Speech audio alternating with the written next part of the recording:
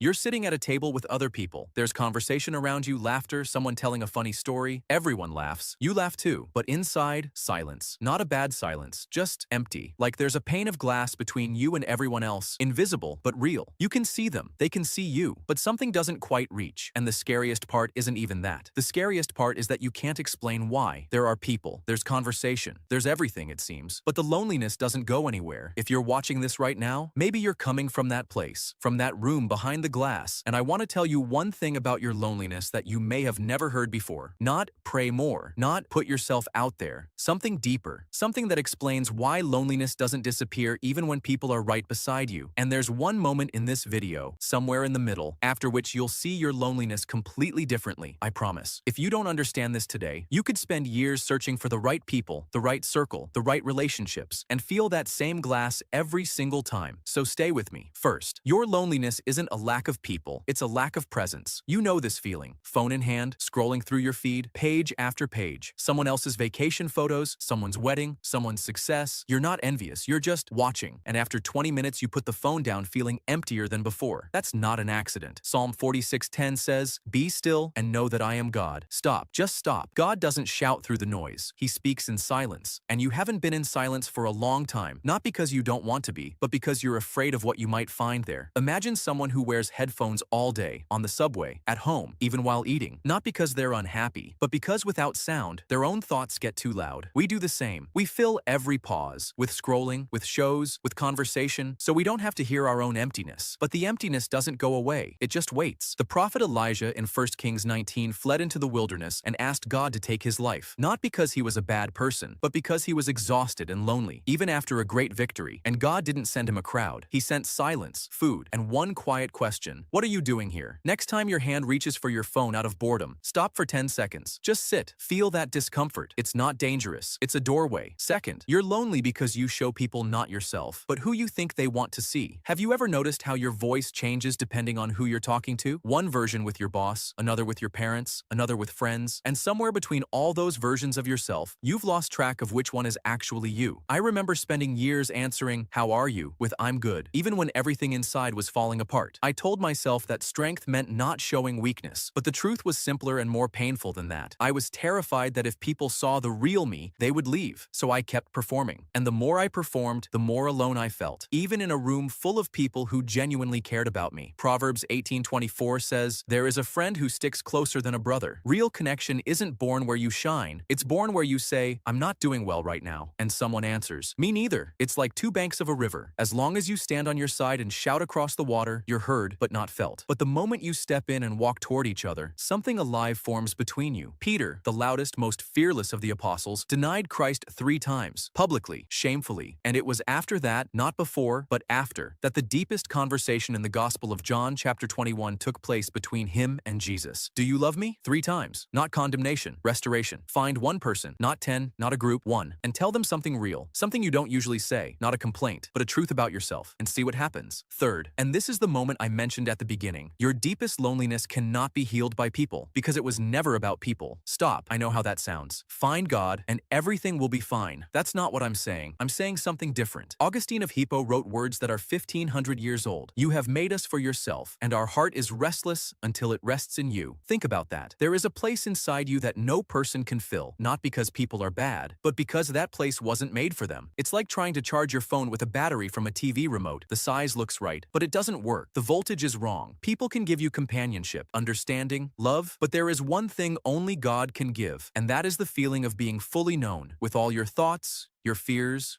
your shame, and still loved, not in spite of it, right along with it. David writes in Psalm 139, "You know when I sit and when I rise. You perceive my thoughts from afar." That's not surveillance, that's intimacy. God doesn't look at you like an object to be monitored. He knows you, the way the person closest to you knows your favorite mug, your mood from your voice, your thoughts before the words come. Talk to him today, not with a prayer from a book. Just say out loud, "I'm lonely and I don't know why, but I'm here." That is a beginning. If this video resonates with what you're going through right now, like it and subscribe. and write in the comments, "I'm behind the glass," if you recognized yourself in the beginning of this video. You have no idea how many people will read that and realize they're not alone. Fourth, you're lonely because you're waiting to be found. But the door opens from the inside. There's a trap almost everyone falls into. You wait for the right person to see you, to approach first, to offer friendship, to understand you without words, and while you wait, time passes, years pass, and the loneliness stays. You know exactly what I'm talking about, don't you? Revelation 3:20, Jesus says, "Here I am. I stand at the door and knock. If anyone hears my voice and opens the door, I will come in." He knocks. He doesn't break the door down. He doesn't walk in uninvited. He waits. And here's the thing. It's the same with people. Connection doesn't happen where you were noticed. It happens where you took the first step yourself, first. Even when it's frightening. It's like a room where the windows haven't been opened in years. There's air in there, but it's stale. For something fresh to come in, you have to open it yourself. Zacchaeus in Luke 19 didn't wait for Jesus to notice him. He climbed a tree, a grown man, a chief tax collector, climbed a tree just to catch a glimpse. Awkward, ridiculous to onlookers. But that's the house Jesus came to visit that day. This week, take one step toward someone. Send the first message, suggest meeting up, say, "I was thinking about you." One step. Don't wait for someone else to do it for you. Fifth, loneliness is not a verdict. It's an invitation. I want you to hear this correctly. Not, "Your loneliness is a gift," in some sweet motivational sense, but genuinely. When Jesus was heading into the hardest moment of his life, the Garden of Gethsemane, he took 3 disciples with him, and he asked them simply to stay awake and be near. They fell asleep. He was left alone, and it was in that loneliness that he made the most important decision in human history. Some decisions can only be made in solitude. Some questions can only be heard in silence. Some encounters with God happen precisely when no one else is there. Your loneliness is not a wall, it's a door. And the question isn't, when will it end? The question is, where is it leading me? Tell yourself tonight, I am not abandoned, I am in process. Out loud. That matters. There is one thing I want you to take from this video. Not a list, not a technique, one thought. Your loneliness is a signal. Not that something is wrong with you, but that there is a depth in you that is searching for something real. Real connection, real presence, real God. And that is no longer emptiness. That is thirst. And thirst is good, because the thirsty person searches, and the one who searches finds. You are not behind the glass right now. You are at the threshold. And maybe today, this is the day you open the door. Toward people, toward yourself, toward God. If this video said something important to you, like it, subscribe, and write in the comments, "I'm at the threshold." Just those 3 words. You'll see how many people respond with the same, and the glass between you will melt.